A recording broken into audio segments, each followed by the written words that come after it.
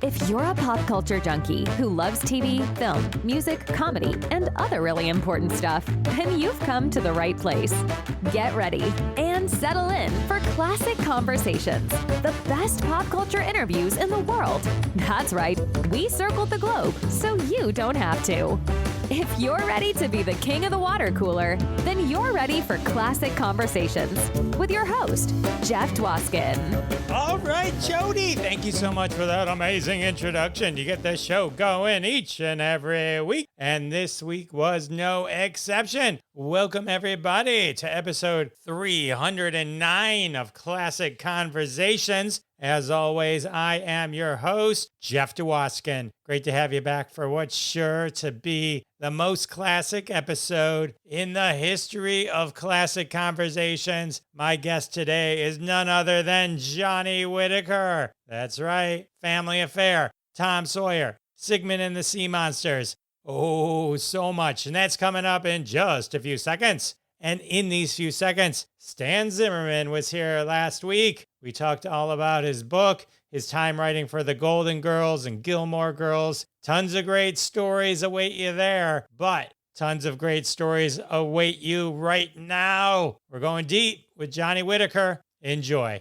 All right, everyone, I'm excited to introduce my next guest, rather showbiz icon, writer, director, teacher. Loved him as Tom Sawyer, Johnny on Sigmund and the Sea Monsters. Of course, Jody Davis on Family Affair. Please welcome to the show, Johnny Whitaker. Hello, hello, hello. Hello, hello, hello. I thought we could start out by doing a little duet of Lovin' Ain't Easy. Loving ain't easy, the way that you tease me.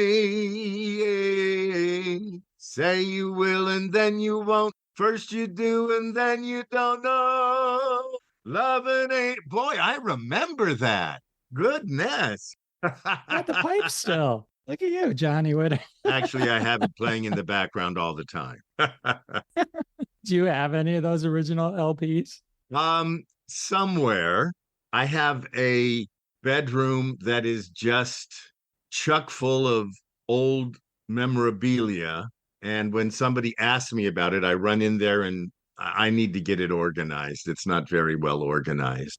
Yes. And then, did you know that if you have Alexa or Amazon, you can get and have, well, hold on just a second. Alexa, play Johnny Whitaker, Friends. I couldn't find that on Amazon Music. Come on. Alexa, play Friends by Johnny Whitaker. Here's Friends by Johnny Whitaker on Amazon Music.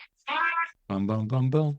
There you go. There you go. That is awesome. Nothing like technology to help make your day. I just got my last bill for my SAG-AFTRA dues. I'm all for the SAG strike because I think we need to make sure that the producers recognize that they just can't take advantage of us, as I was very much taken advantage of. But I called Fran Drescher's office and said, I'm not paying my bill until somebody get back to me regarding a complaint that I've had for a year and a half.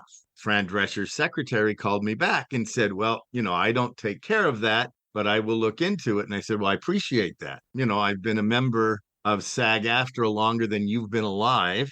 I just would like to know that my union is doing something for my, I said, what does my union dues go for? And I said, it pays your bills and it pays a lot of different things. And if it's taken 2 years or a year and a half to get information back, that's not acceptable. I understand we were in COVID and there was, time. So I understand that, but I didn't pay my bill for a while. And then I'm going to pay it little by little by little. And each time that I get information back, I'm going to pay a little bit more just until, because I'm not going to give them it all. Anyway, so nobody got back to me. Nobody's done anything. Not that my $200 means anything to the union, but it's just the fact that if they're not working for me, why should I pay my dues? And so I'm hoping that something will happen.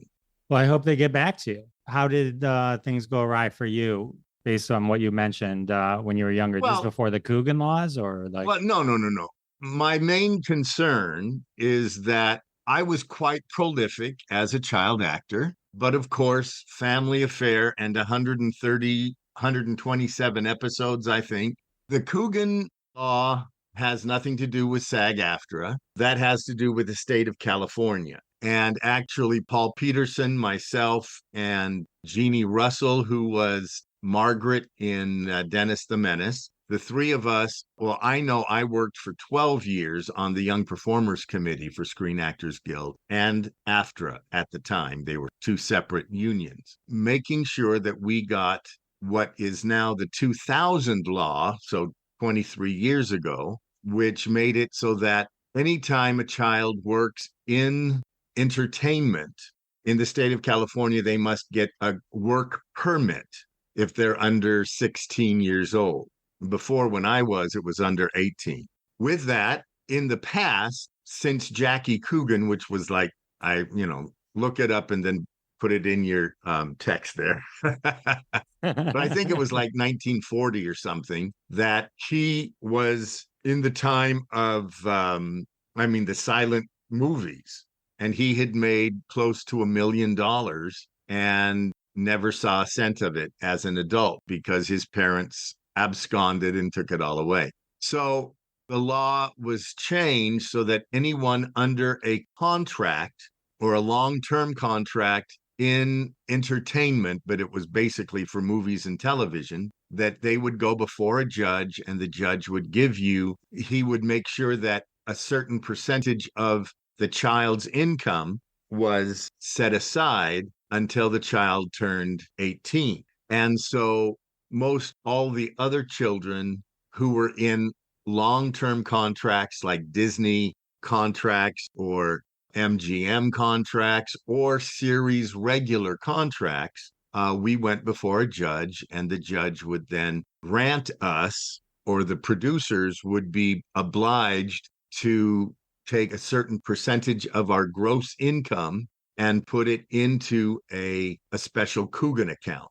For me, I did Family Affair and Sigmund and the Sea Monsters as far as a series regular, but I did 4 Walt Disney movies. I did the movie Tom Sawyer, The Russians Are Coming, The Russians Are Coming, lots of television guest starring or guest roles, and none of that money and any of the commercials that I did. And I also had a line of clothing that I went around the country doing fashion shows and did commercials for those and went all over the country. I didn't see a cent of anything but Family Affair and Sigmund and the Sea Monsters. Really? Wow. In 2000, because of the work that Jeannie Russell, Paul Peterson, myself, and some others, but Jeannie and Paul and myself had been working, like I said, I know for me, it was a minimum of 12 years with the Young Performers Committee. And it culminated in 2000 that we got the law in California changed because we are a democratic republic. Each state has its own laws regarding child labor laws. And Paul Peterson and A Minor Consideration, which is an organization that he began, of which I am a part, that he has gone all over the country making sure to change child labor laws. I was only active in the California laws. And what we did in 2000 was any child from an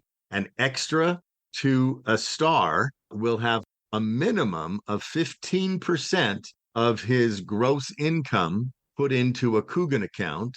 And the parents have no way to touch that. Nobody else can touch that except the child when the child turns 18. And when the child turns 18, then he or she can get those funds. Wow. 1939, by the way.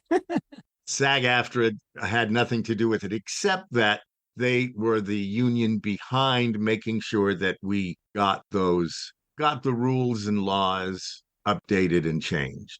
How much work do you do these days to help protect younger actors? Not as much as I used to. I do work with Paul, and we have an online Facebook page called Ex Child Actors, XCA, and you have to be invited by another child actor. We also, it's kind of a break off of the a minor consideration. Whenever somebody has trouble or going through difficult times with being an actor or a child actor, or somebody is unemployed or unemployable. Also, myself, I am a certified addiction treatment counselor, and I've been doing that for 20 years. And so if somebody has a drug or alcohol problem, they know to contact me, or others know to contact me to help younger performers or current adults that were former child actors. So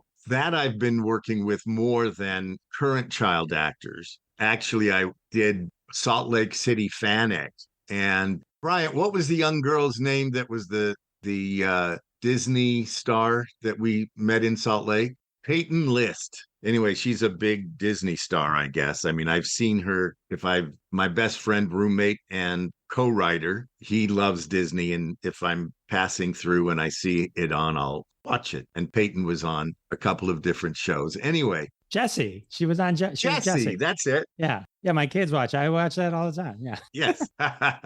Anyway. Oh, and she's on Cobra Kai now. Oh, really? Okay. Yeah. She's a badass on Cobra Kai. Very cool. Anyway, so I met her, and she's maybe 26. And I had told her what I had done. And she goes, wow, you are the one who was in. And she said, well, thank you very much. And I said, well, glad to be of service. But yeah, we got those laws changed so that parents could not take advantage of their children. And I mean, my parents didn't necessarily take advantage of me. I was one of 8 children, so I was a second or third I was first income earner, because after family affair began, I started making twice and then 3 times more than my father was making as a full-time school teacher for LA City Schools. When he finished working, he may have been making $38,000 a year. And when I did 4 Walt Disney movies, I was making 60 grand that year just in Disney movies, which didn't include my residuals from family affair and residuals from other things that were coming in. Is it a lot of pressure? Could you feel the pressure at the time? Like, not necessarily the concept of maybe that you were making more than your father at that time. I had no idea that I knew that I was making money, but the only time I ever saw any money was during the hiatus. And that's when we're not working, because as actors, we were allowed to go to unemployment. And at that time, when you would go into unemployment, my mom would fill out the paperwork. I'd have to sign it, and then she'd sign under it because I was a minor. And then we'd give the thing that they would put in these great big computers, of course. And they had given me the money in cash. And so I saw $100 cash, or I think it was 120 for every 2 weeks that I was making. And $120. My mom said, here's 5. Go get yourself something. That was the only time that I saw any money, any cash, until I started realizing at about 15, 16, wait a minute, where's all this money going? And then I do have a story. When I was doing the 4 Walt Disney movies, they were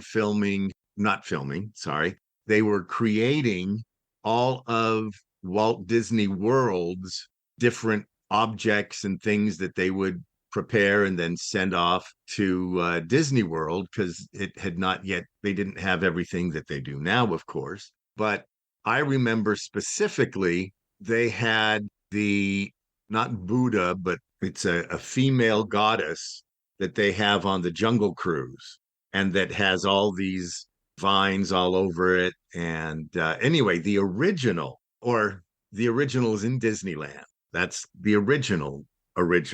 But they made a similar statue. The artist that was doing it let us come in, and Scott Colden, I think it was Scott, that we were doing Mystery in Dracula's Castle. which actually was my last. So it couldn't have been the last one. What we would do is we would come to Disney Studios a week before or a couple weeks before the beginning of filming so that we didn't have to have all of our schooling on the set. Because we are California students, we have to have a minimum of 3 hours on the set of schooling. And most of the time, that's not a problem. But if it is a strong role that Scott and I had, or Jodie Foster and I had in Napoleon and Samantha, while they were making, we would go to to this guy and, watch him carve and do whatever he was doing. He said, "Hey, Johnny, you know that Disney is giving 1-for-1 stock options." And I said, "What's a stock option?" And he says, "Well, Disney makes their money on movies and television and Disneyland and what's going to be Disney World and all of those kind of projects. And other people can invest or put money into Disney. And if they make money, you can make money if they make a good amount of money." And I said, "That sounds interesting." And so what Disney is doing is you buy stock, meaning you put faith and trust in Disney by giving them money for the work that you're doing. And now if you're a Disney employee, Disney is giving 1-for-1 stock options. So, you put in $100, Disney will put in $100. So you have $200 in Disney stock options or whatever. I went to my parents and I said, I forget what his name is, Bill, Bob, whatever,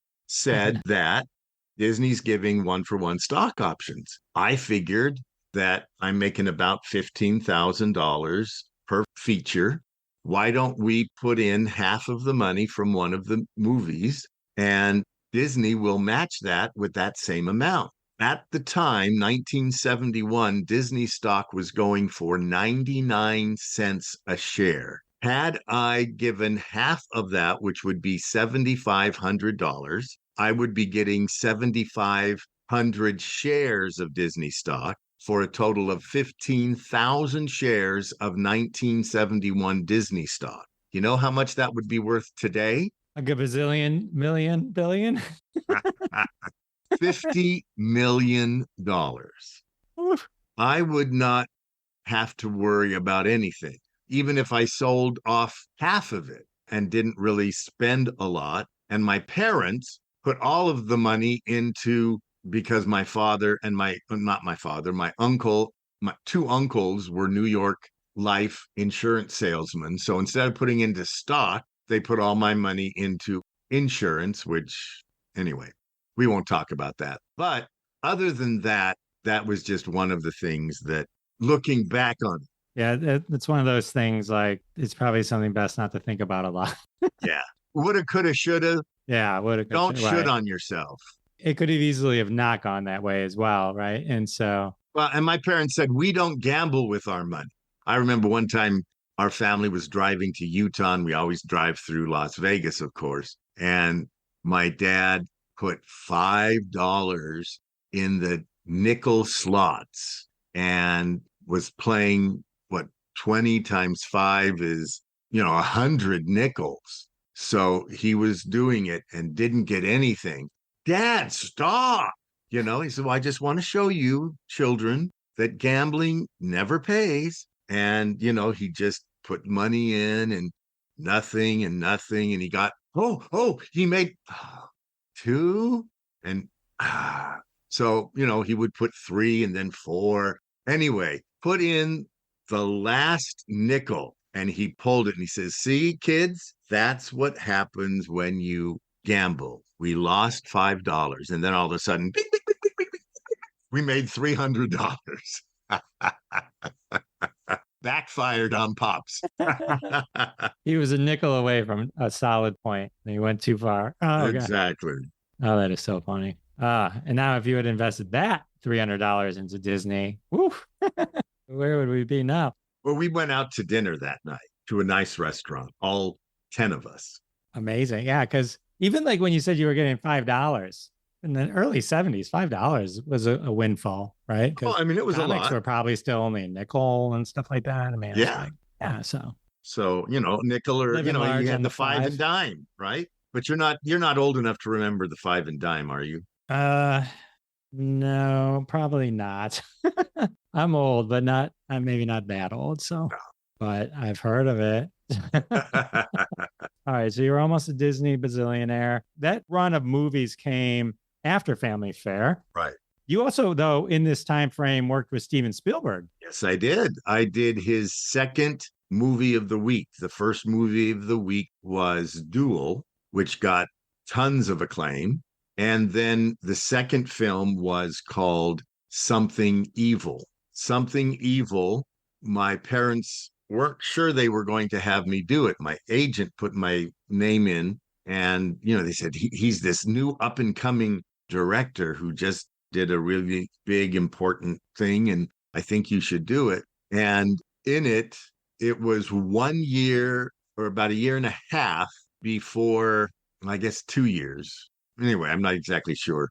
I got to get my time frames right. I'm writing my memoirs, and so I've got this whole spreadsheet of dates and times, and so that I can make sure that I'm telling the truth. When we did Something Evil, anyway, a couple of years later, or a year and a half later, Linda Blair would get an Academy Award nomination and would get a Golden Globe win for her role as Reagan in the original Exorcist. And this role that I was playing was a child possessed. And I wasn't the star. I was going to say Ellen Burstyn, but that Ellen Burstyn was the mother. And she played my mother in a 2 or 3-parter on Gunsmoke. Okay. This was Sandy Dennis who played my mother. Sandy Dennis thought that she was becoming possessed. As you look, it wasn't Sandy Dennis, the mom, but it was the little boy. And he was playing with frogs, and there was this bubbling goo that was saying, Mom, Mom, Mom, Mom. And anyway, it was me. And at the end, I'm playing this boy who was possessed, and I have red contact lenses in and say, beat him. But it was lots of fun. I remember that Steven Spielberg was the first director that I ever worked with that also worked the camera. And so for this one scene, he wanted me to hold on to his shoulders while he held on to the camera looking at me. And it was just, a super close up. And it's supposed to be my mother and I having a fight in the grape arbor. Anyway, she grabs me and I'm saying, no, mommy, no. But he was filming it. And this is prior to having body cam, what do you call those? Steady cam. Steady cam. So he just had it on his shoulders and it looked pretty good. But it's really kind of a eerie, weird movie. They should put it on for Halloween. There you go. Yeah. Or just keep making that bubbling frog noise you were doing earlier. That freaked me out. You mentioned Jodie Foster. So you did 2 films with Jodie Foster. And in the second one, you mentioned the first one already, Napoleon and Samantha. But the other one was Tom Sawyer, which is a musical, but it was the Sherman Brothers. So I'm a big fan of the Sherman Brothers after I discovered them. I mean, that's it. They were already discovered, but once I personally. Oh, yeah. I mean, their music is unforgettable, edible. The world is a veritable smorgasbord. That was one of theirs. That was not a Disney, Charlotte's Web. But yes, and for the past, on Richard Sherman's 90th birthday, I had the privilege of singing a song from Tom Sawyer at the Beverly Hills celebration for him that they had at the big, famous, beautiful Beverly Hills theater. Then a friend of the Shermans and has become a friend of mine also did a 93rd birthday and then his 95th birthday. I've got to sing a couple songs for that.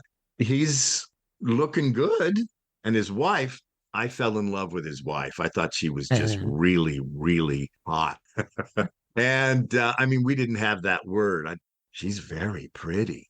That was the word that we would use in those days. And, the Sherman brothers wanted Donny friggin' Osmond to sing my songs in Tom Sawyer. And you lip sync it? Well, the way that Hollywood did musicals, I don't know exactly if they still do them that way now, but well, I'm sure they do it differently.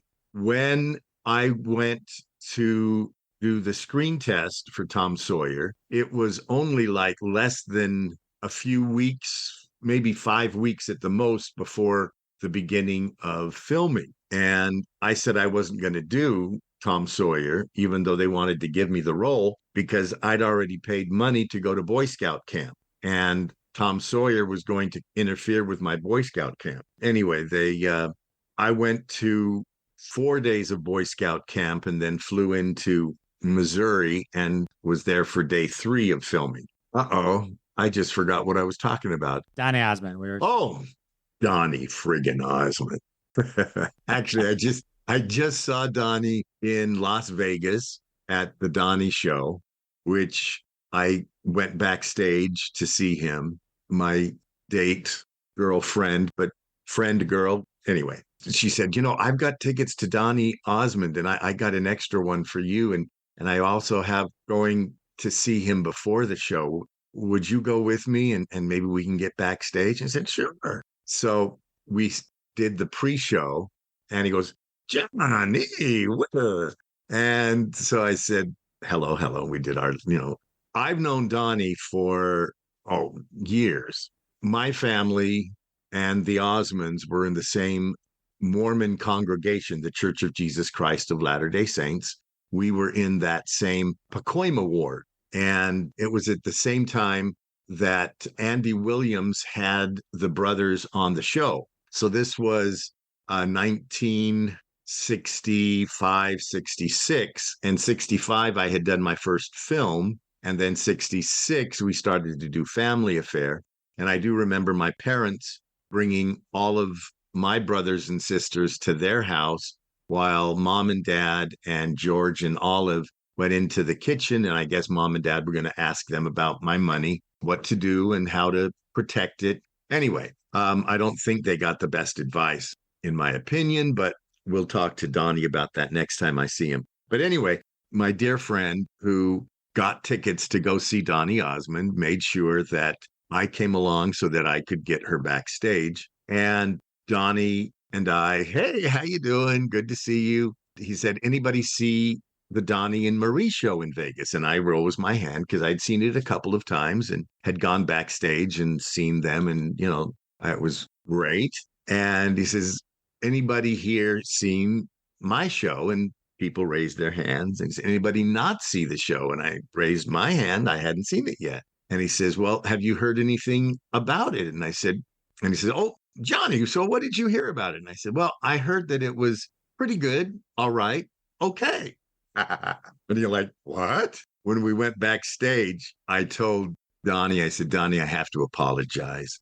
I was just kind of teasing because you're my nemesis. And the reason he's my nemesis, the whole reason we're talking about this is because the Sherman brothers wanted Donny Osmond to sing Tom Sawyer's music. So I said, I have to apologize because you did a phenomenal job. There's one part in it where he pays tribute to Andy Williams. And it's just very, very poignant and beautifully done. And I just said, it was all good. That one was my favorite little part of it. But anyway, Donny Osmond and Johnny Whitaker have always been, well, he's been my nemesis, at least. Let me put it that way. He doesn't really care about me. I'm just Johnny Whitaker. I did not have that on my bingo card. I'll tell you that. Donny being your nemesis.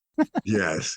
Then there was in like 1973 or 74, there was a Tiger Beat monthly or biweekly, whatever they were, magazine. And it said, who's a better kisser, Donny Osmond or Johnny Whitaker? And I thought, okay, so who's going to come and test it out? Who's judging this? Right. And so the 2 weeks or a month went by and it came out, Donny Osmond wins best kisser. And I thought, wait a minute, I never kissed anybody, or at least I didn't know I was supposed to be kissing anybody. That's about as much as I got. But I said, come on. I mean, I didn't even get a test. He just had a better publicity agent than I did. So that's what I figured it. So because of that and Tom Sawyer, I did get to sing all my songs. But because of Tom Sawyer and that, he became my nemesis. But we're pretty good friends today. Well, I don't blame you after hearing that story. It's clear. Donny Osmond is enemy number one. So. Not anymore. Truce. Right. The truce has been done, and he was, I think, entertainer of the year in Las Vegas. I mean, just a superb, excellent. Even if you are not a Donny fan, but you like music of the 60s and 70s, and he's got some good music today too. Go see that show. It's really good. Yeah, I give it 5 stars. 5 stars? All right. Got the Whitaker seal of approval. Absolutely. Sorry to interrupt, but I have to ask everyone to stand down. Everyone, we're okay with Donny Osmond now. Everything's cool with Donny. I do want to take a quick second to thank everyone for their support of the sponsors. When you support the sponsors, you're supporting us here at Classic Conversations, and that's how we keep the lights on. Now back to my conversation with Johnny Whitaker. We're talking a little more Tom Sawyer. Oh, so Jeff East was Huckleberry Finn. Correct. And Jodie Foster was Becky Thatcher. Yes, and I gave Jodie Foster her first on-screen kiss. Yeah, you got engaged. We got engaged. And, you know, when I look back and I see that part, that was such a nice kiss. I mean, it wasn't, but it was just very thoughtful on the part of Tom Sawyer, Johnny Whitaker. I did a good job. But then Jodie turns gay. What do you think? Not my fault. I don't know. You didn't win Best Kisser, so who knows what's going on. I always say, if you get the best on one side, you got to go to the other side. Got to play for the other team. Just try it out. You gave her no choice, Johnny. You gave her no choice. That's why I was the better kisser, Donny Osmond. That's right. We need a Tiger Beat retraction immediately. Yes. Yes. Oh, man. I do want to talk about Family Affair, of course, but I don't want to skirt by Sigmund and the Sea Monsters, the Sid Marty Krofft classic. One question I have about this, and then just not specifically Family Affair, but the one thing that those two have in common, which is they were both rebooted, right? At one point, Family Affair was rebooted. And I played in both of them. Right. You were. Yeah. And I saw an actual conversation with you where you were talking about a Sigmund movie that Pauly Shore was potentially going to be in. This was an older interview that I dug up, but then you were in the Amazon reboot. How do you feel about reboots in general? I mean, 2 of your, iconic roles, they tried to remake. How do you feel about that? The fact that they were remade means that they were iconic and that they were well done. Family Affair was not the Brady Bunch and didn't have that same grand appeal, but it has lasted for almost 60 years, 53 years. Yeah, 53 years. The fact that they wanted to reboot it for Family Affair, actually Marty Krofft came to me and said, "Hey, Johnny, we're thinking about doing a Family Affair reboot. Would you help us get the producers?" And so I said, absolutely. So I made a phone call and I got the first call for Marty Krofft and his son-in-law and myself at a luncheon with the wife of Don Feddersen and Don Feddersen's daughter from that wife, who hold all of the Family Affair power. Then I thought, hey, I'd like to be a part of the team. And they said, oh, well, we've already got a team together.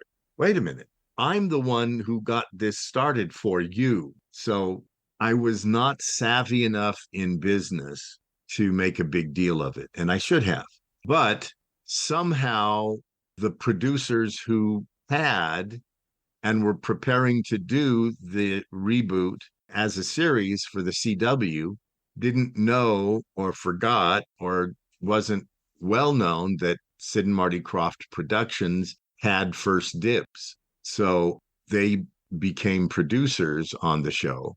And to this day, Marty Krofft and Sid and Marty Krofft Pictures have their offices at the Mary Tyler Moore Studios, which is CBS Studios North Hollywood or Studio City. But interestingly enough, that Amazon came to Marty, Sid and Marty Krofft, and said, let's do a reboot.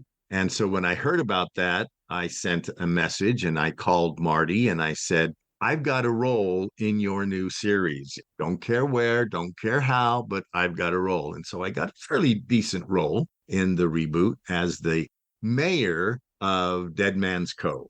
There you go. Ruling with an iron fist. And then David Arquette is in that. And then, cool. So was it fun then to just be a part of this revisiting? Well, the first day of filming, when they announced me, it was as though here is Johnny Whitaker, the original, the one, the only King John.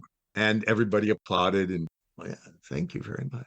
Oh, yeah, you're royalty. You deserve that. You deserve that. It's like, but it was like 29 episodes, right? Sigmund and the Sea Monsters. That was 3 seasons, but like, it's not that many episodes. And that's in the early 70s. And it was the beginning of, we had a few years earlier Puffin Stuff and Bugaloos, but Sid and Marty Krofft were the originators of the live action puppetry. And then go forward 20, 30 years, Disney doesn't get rid of all of its cartoons, but has children's programming with live action people. It was the beginnings of live action Saturday morning television. What do you think about the original Sigmund that it never left? It stayed in everyone's head, because a lot of shows in that time frame, there's a million shows that have come and gone that we can't even list because we don't even know we don't remember them or anything. But like yours have stuck. What do you attribute to that? Well,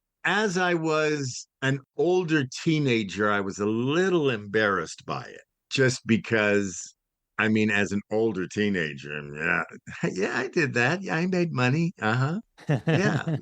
Yeah.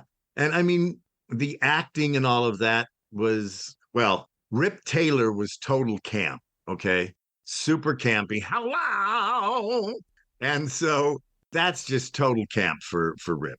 And I could have played it more campy. And as I look back on it, I think, because I was just playing it like it was real, and I was playing it like, and maybe that's the good part of it, is that Scott and I were just, playing it like it was really real. And so everybody else kind of, yeah, I guess so, maybe so, thinking about it now. Never really thought about it. I think you're right. But yeah, just that because we played it so real and didn't play it campy and, oh, no. Right. Sigmund was real. He was your sea monster. He was my friend. And yeah. Billy Barty, who was the puppeteer, he was not the voice, but he was the puppeteer inside. If you notice, Sigmund has a little hitch in his giddy-up, and that is definitely what Billy Barty had. He had just he suffered from dwarfism, which is different than, I don't know what the exact term is, but the true term is dwarfism. It's the polite term to call them little people. And Billy Barty had the Little People Inc. It was a nonprofit to help little people get education and job offers that weren't just in the movies. Great man. And I was at his passing, at his funeral, and it was a beautiful thing. But yeah, Sigmund was a fun time. And looking back on it, I'm proud of the work. But like I said, as a teenager, an older teen, it was like, everyone's got that though. So Family Affair. So you're about 7 at the time that it becomes one of the biggest shows. It just blows up. How does that change a 7-year-old's life? Besides having the $5, your mom's giving you $5, just in terms of just walking anywhere, just like the mall in the sub. Well, because of that, my family, whenever I was with them, they weren't able to do much normalcy. So, they also got perks. We got, back in the day, Disneyland, instead of go just having to wait in line. Or today, of course, you can pay to go to the front of the line. But back in the day, they had A, B, C, D, and E tickets. I remember that. Then, if you were a Disney star or an important person, you got a forever ticket, which meant that, and I got books of them. Instead of a book of A, B, C, D, E, I got a book of forever tickets, which were A through E. And of course, E was the most expensive ride, and I didn't have to pay, and my family didn't have to pay to go to Disneyland. I got a free ride with free tickets, free parking, everything free. And all we paid for was, food.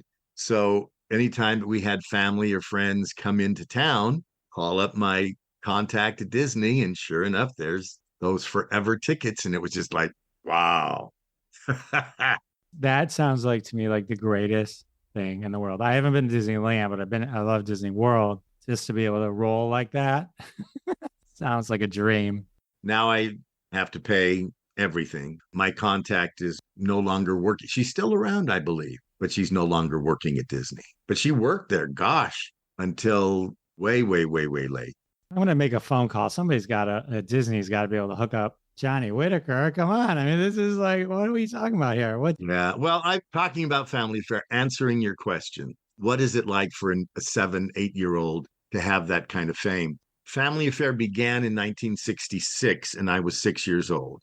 In 1967, 68, or I guess 67, Cinderella Clothesline, which was a little girl's clothesline, contacted the producers and wanted to present a Buffy clothesline, and that they would provide all of the clothing for Buffy, Anissa. And one thing they just asked is if she would do a little tour with going around the country. And then Elder Manufacturing Company, who had at the time, their children's line was called the Tom Sawyer line of clothes. They were made out of St. Louis, Missouri. So they got a hint that Buffy was going to do it. So why don't we get Jody? So Anissa and I would do, on our hiatus, we would go and do these fashion shows in the big malls. We would be like at Dillard's or May Company, any of the big shopping malls and shopping stores. And, they would say, Buffy and Jody are coming to South Bend Mall or whatever. I remember, I guess it was like 1968, Anissa and I were invited to Memphis, Tennessee, and we were doing a fashion show there.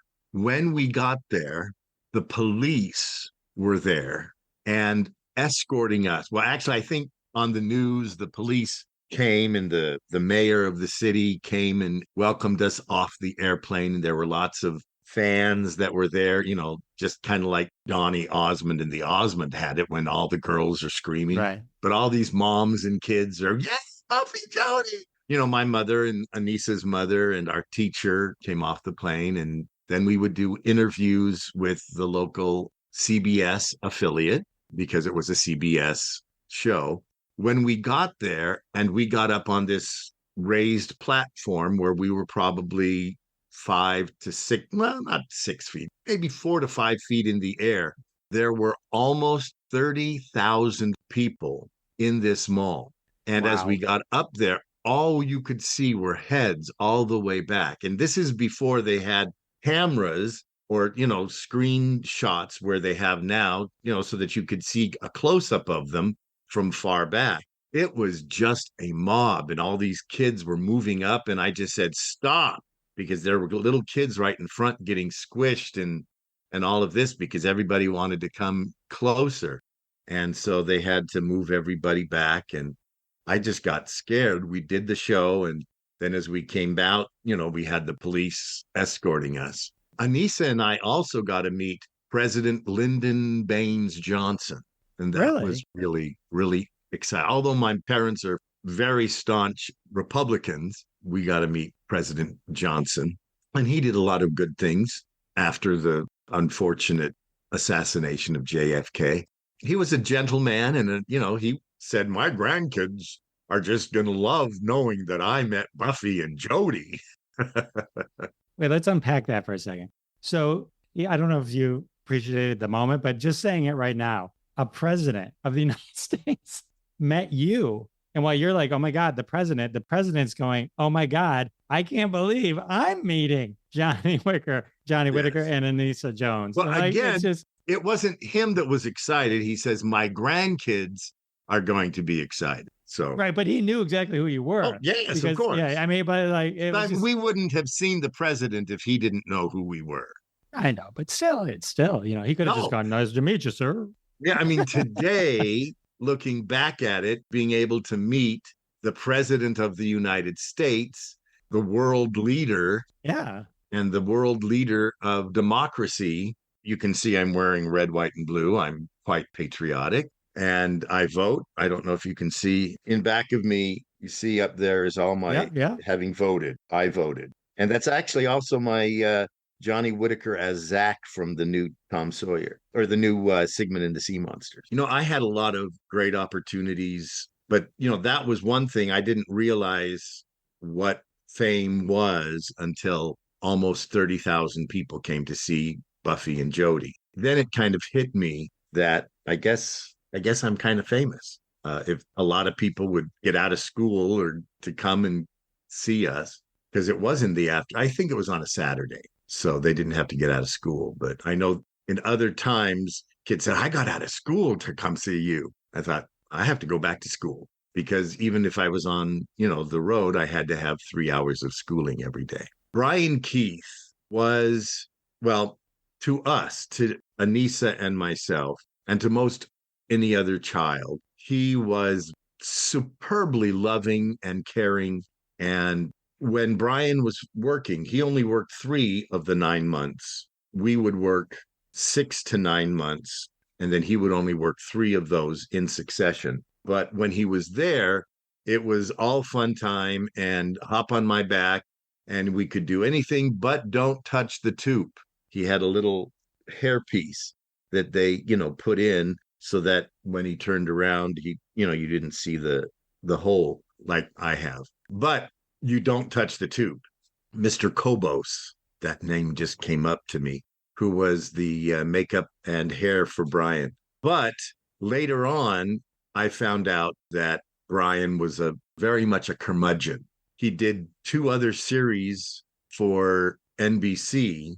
One was The Little People, which, because Billy Barty had that, they had to change it to the Brian Keith Show. I got to see him. Oh, and then on, what's the race car? Hardcastle and McCormick. Hardcastle and McCormick. They were filming downtown LA, and I happened to be working downtown LA and close by. And so I made sure to park by there, and I saw his wife, and I got her. I said, hey, can I come see Brian? So I went to see Brian, and wow, Johnny Whitaker, how are you? And so, in between shots, we were able to talk probably about 15, 20 minutes, and it was nice to see him. When he was doing the Brian Keith Show, which was NBC, I was doing Sigmund and the Sea Monster, and we came together at some network event, and it was good to see him then. Later on, I remember, if it wasn't at Hardcastle and McCormick, he just said, Johnny, Hollywood isn't the way it used to be. Now they've got, all they have are suits. You know what a suit is? And I said, I think so. These are people who don't know acting, don't know entertainment from their a-hole. They're just a bunch of mofos, except he used the actual language. And he said, they don't know entertainment. And, they say, well, Mr. Keith, we need to put this, this, and this in it because we have done this. He says, they don't know shit about entertainment. And he says, all they know are numbers. And I thought, you know what? That's kind of true. He, later on, when he was, 5 days before he passed, I had the privilege of calling him on the phone. I had heard that he was very ill, and an agent that worked with my agent, Mary Grady, was now working for another agency that happened to be one of Brian's agents. I called him up, and he was able to get me Brian's phone number. So I was working for a temp company at the time. And at lunch, I figured I'm going to try to give him a call. So I call him up and I'm expecting to hear his wife or a nurse or a secretary answer the phone. And it says, hello. I go, hello, Brian? Who the hell's this? And I said, Brian, this is Johnny Whitaker. Johnny Whitaker? How the hell did you get my phone number? And I said, Brian, I promise I got it from the police of the police. And I swear to you, no one will see this number. No one will get this number. He goes, well, that effing paparazzi have been trying to find me and take pictures of me, and I feel like shit and I look like shit. And I don't want to show that to anybody. And I said, yeah, I would respect that. And I understand that. And I said, so I understand you're not well. He says, yeah, the effing doctors give me 5 effing days to live. I go, oh my goodness. I'm so sorry, Brian. He goes, yeah, you know, my Daisy, she died about 4 months ago, and life is just not the same without her. And they say that I've got, stage 4 lung cancer and some other cancers that are just eating me up, and they give me 5 days to live. I said, oh, I'm so sorry. I said, I want you to know that I've respected you and I've loved you, and I can't say anything more than you were just a wonderful human being, and I'm so glad that you were in my life. And he says, well, that's really sweet, Johnny. I appreciate that. And I said, I heard about Daisy passing. My sister, my oldest sister, just passed away a couple of years ago, and it was very difficult on my parents. And his Thelma, how's your mom doing? And I said, she's doing very well, thank you. And I said, she might be able to help you understand working through what you had to go through, because my oldest sister passed away. And he said, would you mind if I gave your phone number to my mom? I would love to talk to your mom. And I said, done. So we talked for another little while, hung up, and I called my mom and I said, Mom, I just talked to Brian Keith and he wants to talk to you. Brian wants to talk to me? He said, yeah, here's the number. Give him a call. And so she called him.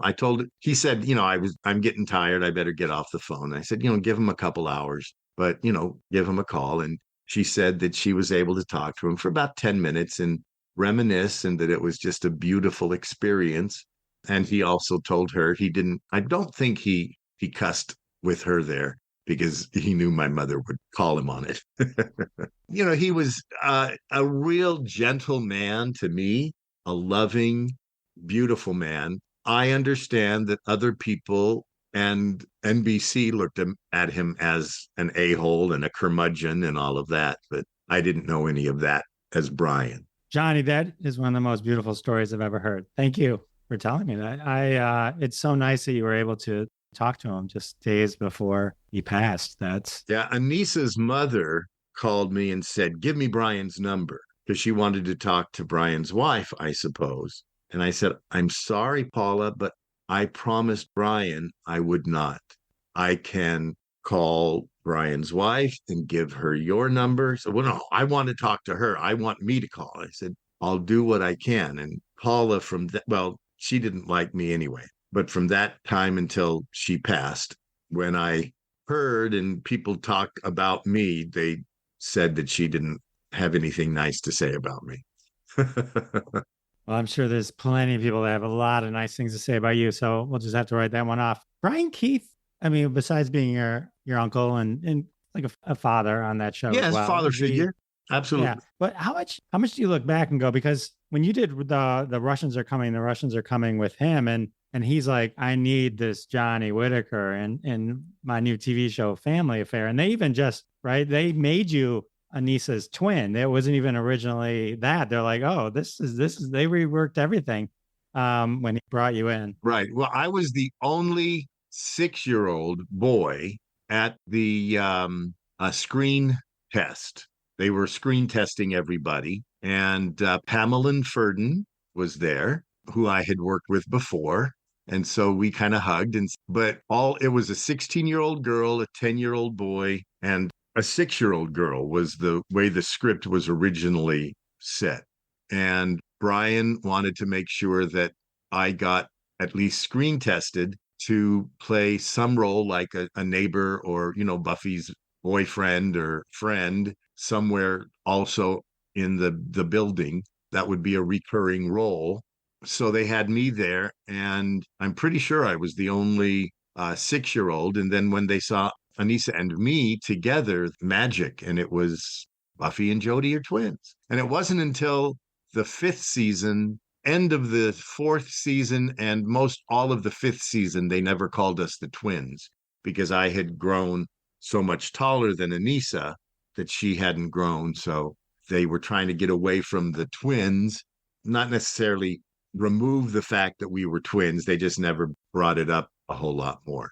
You would have been fraternal twins. So, I mean, you could have been taller, right? Yeah, because, while maybe not the original intention of the show, because I think it was originally supposed to be focused on Brian, it became the Jody Buffy show, basically, right? Yes. You guys... And in Italy in the 70s, if you saw a little redheaded boy in the street, they would say, "There goes a Jody." Wow, that is amazing. There's a million other things we could talk about. I know I've kept you forever, so no problem. Well, we can always episode 2. Let's do that. There's a lot of cool stuff we could still dive into. I do want to talk about what I'm doing now. Yeah, let's do that. I am a alcohol and drug educator. I am a counselor certified in the state of California for drug and alcohol treatment, rehab, and DUI, driving under the influence, or DWI, driving while intoxicated. I've been doing that for about 20 years.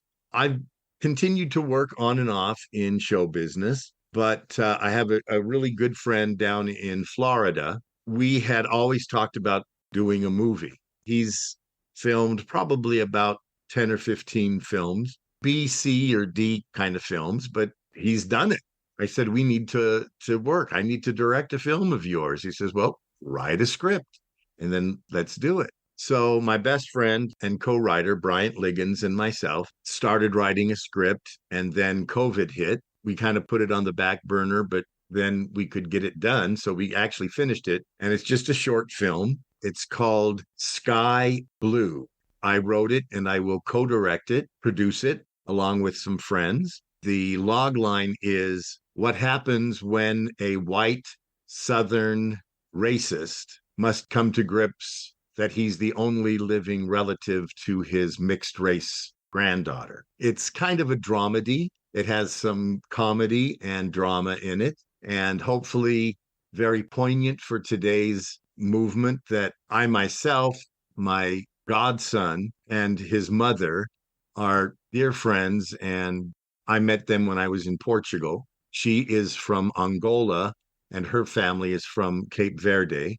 And so she's Black and very dark, and my godson is mixed race. He was getting into trouble in Portugal, and so I told him, you have 2 choices. 1 is to go into the army, or 2, come to California and live with Grandma and Grandpa. He chose Grandma and Grandpa. Because of that, I have my grandkids are half Mexican and a quarter Portuguese and a quarter African. When I wrote the script, I wanted my granddaughter to kind of be the lead, but she is now older and couldn't do it. Beautiful grandkids that I have. Sky Blue. So hopefully we'll have it finished by the end of spring 2024, and then have it in some film festivals and other events. And because of the love that I have for Portugal, where I met my godson and my dear friend, Maria, I have a documentary that I'm planning called Did Portugal Get It Right? ?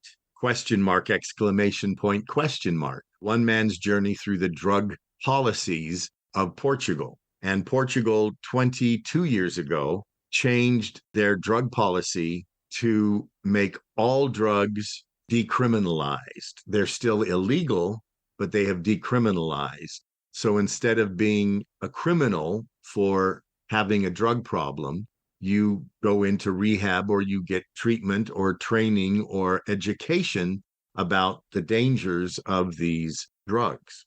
Then I'm also writing my memoirs, and I'm not going to give you the name of it yet because it is the best name ever for a book. Once I get it almost ready to be published, because of my drug, alcohol, sex, drugs, rock and roll, 15, 20, 25 years of that, going from choir boy to crackhead, but that's not the name of the book.